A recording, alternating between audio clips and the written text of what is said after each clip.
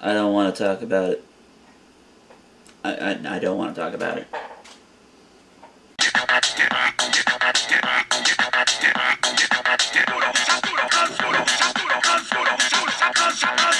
Hello everybody and welcome to week 6 of the 2018 NFL season. I'm your host, the Blind Canadian Cat, also known as Cody P. I say meow and I roll intros. Why I do that, I don't know. But that's just kind of my thing here. 6-7 years on the internet. You kind of, you're different, you vary. You do things differently than you did 6-7 years ago. That's how you roll. But hello, we're back into football, and I still don't know anything. As most prognosticators would agree. Nothing makes sense, everything's a lie. I don't even know anymore. So let's get into it, shall we? Right here, I actually wrote this down, so take that, nerds. I went 8-7 straight up. That's gonna be up here. And what is it right here? 6-8-1 against the spread. I can't pick spread picks because apparently I have no idea what I'm talking about, and as shown by this thing right here. Can I get anything on the right spread? I'm guessing not. I mean, it's not bad. It's not 500, but it's not bad. The hopes by the end of the season that can be at least above 50%. They say for straight up things you want to shoot for over 60. If you're really good, you can get into 70s. Which I did last year, so go me. Shut up, Siri.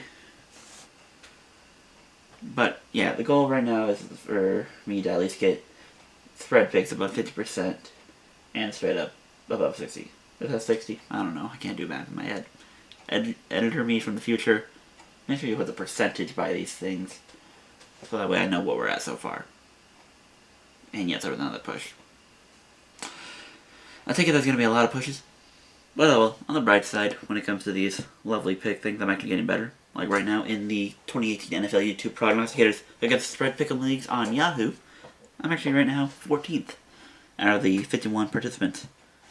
But then again, over here on the Bridgewater's Finest, where you get points for your confidence, I'm at 29th. So, I have no idea what I'm doing. But at the very least, I can make it sound like I know what I'm doing. Anywho, here are your Week 6 picks. The first game we have going on for y'all is two of my least favorite teams in the NFL. Not 32-31, but darn near close enough that you can get away with it. And that is when Pittsburgh heads to Cincinnati, where the Bengals are currently 1-point favorites at home. Pittsburgh has dominated this rivalry between these two for the last couple of years now. Cincinnati has kind of sucked these last couple of years, but I mean, when Cincinnati was relevant, they would win these games. But again, Pittsburgh was on that melodramatic high-low in that early 2010s. But now they seem like they know what they're doing, well, for the most part. It has appeared that through this season, they've been so up and down that they're tied with Cleveland, and technically, because of the tiebreaker, they're last in the division. So, through 5 weeks, who would have thought that? Not I. I think I had them at number 1. I don't know. But then again, I didn't expect Cincy to be 4-1 to start the season. So, I gotta give a props, impressive win. Miami really does suck. 3-2 means nothing, Miami. You suck. But anyway, this game's gonna be in Cincinnati. And at the end of the day, it's a division game, and these are kind of games you don't want to interfere with because anything can happen. You want to favor the home team because they are home teams. But considering Pittsburgh has dominated this game for the last couple of years, and there's still an underlying I do not trust Cincinnati. Yes, you're 4-1, and yes, you've beaten the Colts in Indy. You've beaten the Ravens on a Thursday night game. You've beaten, who the hell else did you beat? You lost to Carolina. You beat Atlanta in a shootout. And then last week, you beat Miami. And right now, as far as we know, Atlanta is jack and crap. So, you really haven't beaten anyone. And Baltimore, they're so inconsistent, they don't even know how to identify themselves. So, at the end of the day, it's all about competition you've beaten. And yes, Pittsburgh's 2 wins have been Tampa Bay and Atlanta. But their win against Atlanta was also more dominant than Cincinnati's win against Atlanta. And Cincinnati is also down Tyler Eifert for the year, so they lost a significant part of their offense. So with that being said, Cincinnati has looked like a better team so far, but this is just, I don't trust them, and I still don't trust them. So, take it or leave it. I'm going to take the Steelers in this one, and since they're only a 1-point favorite, you get the point anyway. And I guess I should remind people this again. These lines right here are based on the lines from my phone here. But the lines, when you get them coming down like this, they're OddsShark. Two different things. Lines are similar because most lines should be the same, but there'll be little altercations. And when it comes to the straight up and not scams, that I show you at the beginning of the video, those are based on the lines that you see scrolling later in this video.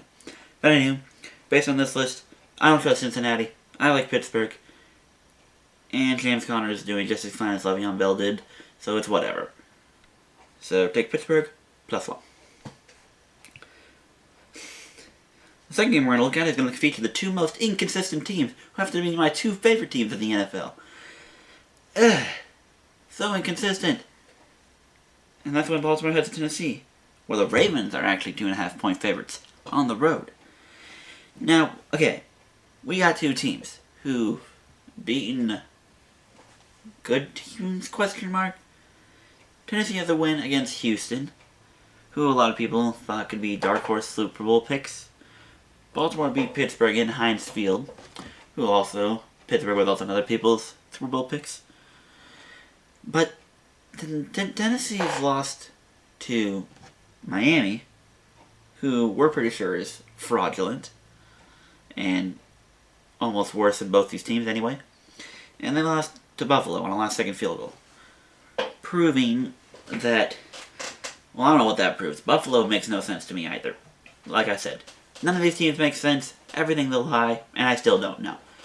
Usually by week 5 or week 6 you're supposed to know these things, but I don't. All I know is the Rams are 5-0, and I actually have faith in them. Chiefs are 5-0, and I have no faith in them when they hit the playoffs.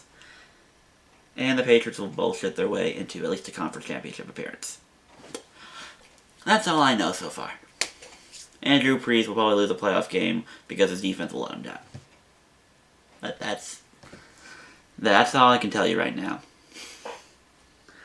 But nonetheless, Tennessee, they get the benefit of the doubt because we're moving to an age where mobile quarterbacks are the thing. So, Mario has a slight edge over Flacco. Although Flacco, it gets tiring. I mean, as a stubborn Ravens fan like myself, you want to root for Flacco. And I'm going to root for him. Hell, I just bought a $30 t-shirt off this website. So you're welcome, Joe. And now, since Justin Tucker released his thing, I gotta go buy a t-shirt from him now. Not yet, I'm poor, but once my next paycheck comes in, we'll get there. But at the end of the day, it's, I like saying that too, at the end of the day. You're going into Tennessee. Tennessee is a team who is getting more and more comfortable with the pass, but has shown to be inconsistent. Corey Davis is an up-and-down receiver. I'm still sad that Delaney Walker's out for the season, allegedly. One of my more favorite players in the league. And then Baltimore, good defense as usual. Offense could be good. I don't like our offensive coordinator still, from what I've seen. I just don't. And there were many points in that game against Cleveland where, it could have been changed. It should have been a blowout. We should have won. Or maybe not a blowout, but, come on. Crabtree dropped a couple passes. Red zone pick. Fumbling issues. It's an inconsistent offense powered by a defense who is performing, as usual, one of the top tier defenses. Still not letting a second half touchdown in all 5 games. So, impressive. Which means, at this point, all our offense has to do is score like 20 points in the first half. Or just 20 points in general. If you guys can score 20 points, the defense will be fine.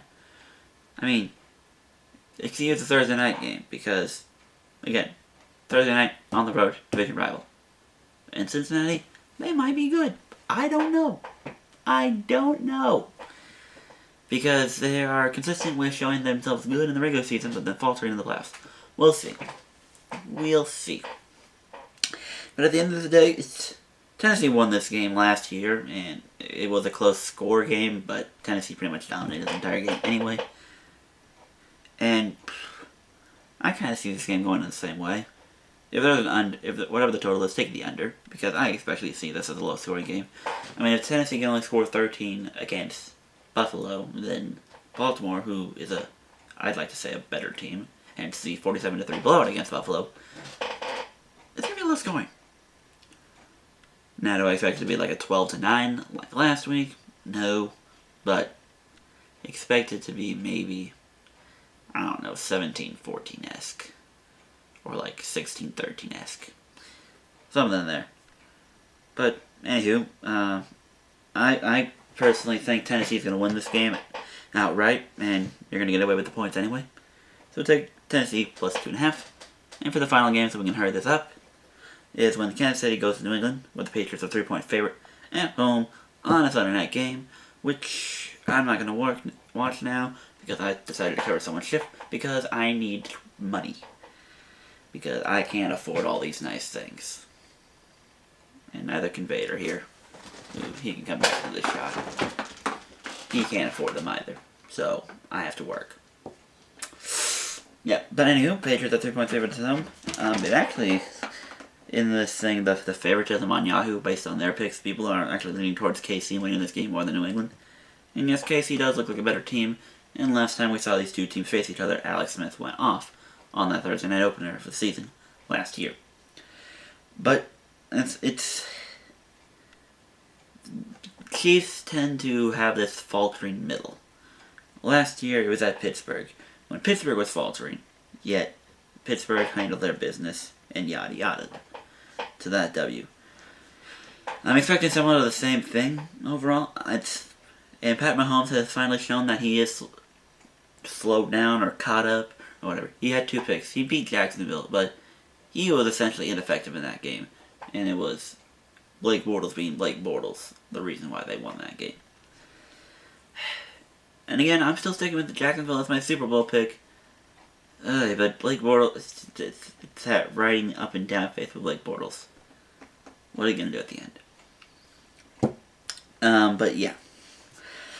They're going to New England. New England's usually one of the most difficult places to be in. I don't think Tom Brady's got maybe less losses at home than, say, your average quarterback has the average winning. I'm pulling numbers out of my ass, but you get the idea.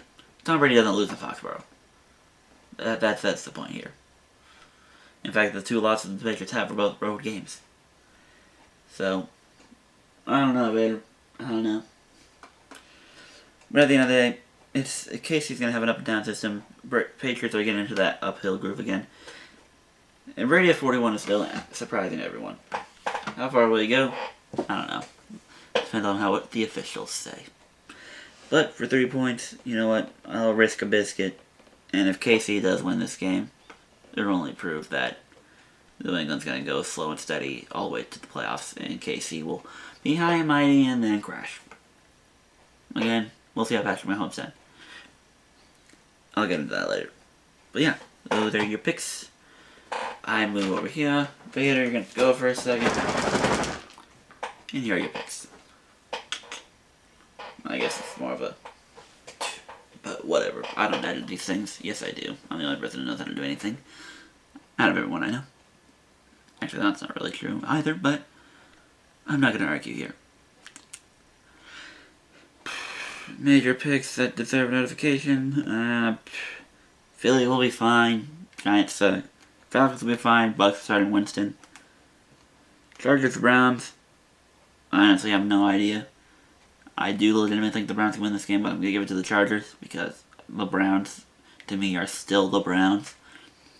Until they can... Yeah, and Baltimore doesn't count as a quality win because at the end of the day, it took overtime against an inconsistent offense who had turnover issues. And they're inconsistent. I don't have faith. So, Chargers, that'd be a good start. Well, we'll see how that goes. Vikes, well again, that 11.5 spread annoys me because Minnesota does not good with double-digit spreads. And Arizona got their first win, so, but again, Arizona, Josh Rosen, little iffy. Not going to risk it. I think Kirk Cousins will do just fine. Jets over the Colts.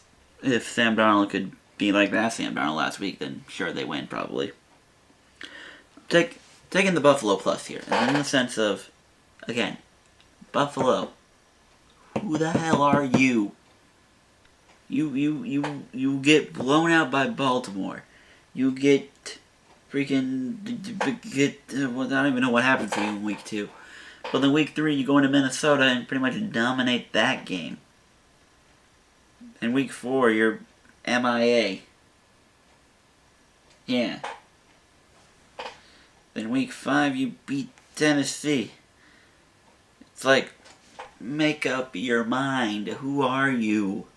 Are you good? Are you bad? I don't understand. Same with the Lions. The Lions, they've been blown out by the Jets, crushed by Jimmy G and the Niners, but Jimmy G's gone now, so that doesn't matter. And freaking they lost to the Cowboys in the last second field goal. But yet they beat the crap out of New England, essentially, and then ran roughshod on Aaron Rodgers and the Packers last week. So I don't know. Again, I don't know. Where did those 6 weeks of the season? I still don't know anything. But yeah, there's that, and then the rest should be pretty self-explanatory. Jacksonville, yeah, they're whatever, but their defense could do enough against a less than talented Cowboys offense. I mean, you got Zeke, but are they going to give him the ball a lot? Probably not. And the defense, they'll probably do the whole stack 8 in the box and hope for the best. And then, yeah, Green Bay will do just what it needs to do against the Niners. And there's that. I always forget what I do after these things. Fantasy-wise, the big giant 4-0 in the lottery league has finally been beaten. Raise the white flag of surrenderance and shame and disappointment and all the other simile, metaphor, madness you can put down. 'Cause that boy Drew, with his quarterback Drew, took me and dismembered me. I don't know. Between that and Mike Ingram returning from suspension, Alvin Kamara was pretty much M.I.A. for that game. And that's essentially what cost me here. Cam Newton throwing 2 picks also hurt me on an emotional level. And my tight end only caught 1 pass for 6 yards. So, would it have been smarter for me to start my other tight end? I mean, I guess that's 15 points on the bench. Yeah, I would have won. So, probably should have started my other tight end. Oh well. You can't win them all. You can't win them all. So hopefully next week we'll rebound, we'll be good, and then in my other league I won by like 1.5 miles, as you've seen on Twitter. But in these next 2 matchups, I got a couple interesting ones. I'm currently sitting 4-1 in both of my leagues, which is good for me. But my opponents, both of my opponents I'm facing, are also 4-1 respectively. So it's a battle of quote unquote the better fantasy team players right now. In the lottery league, I am playing Carter. And in the League of Assholes, I'm playing Christy. So, we shall see who is the better of the either. Who knows? Do you know? Do I know? None of us know. Again, I should just retitle all my videos, Who Knows? Because, I'm telling you, man, 6 weeks. Let's have both of these are 10. There's 15 games played, and I can't get 10 wins on either of them. Why can't I get 10 wins? Someone makes sense to me. Whatever. It's your boy CRP from the TBCC. We say meow, we roll intros. And of course, I always do these recordings at 1 in the friggin' morning. Because go me and my long work schedules. And yada, yada, yada. Catch you all in week 7.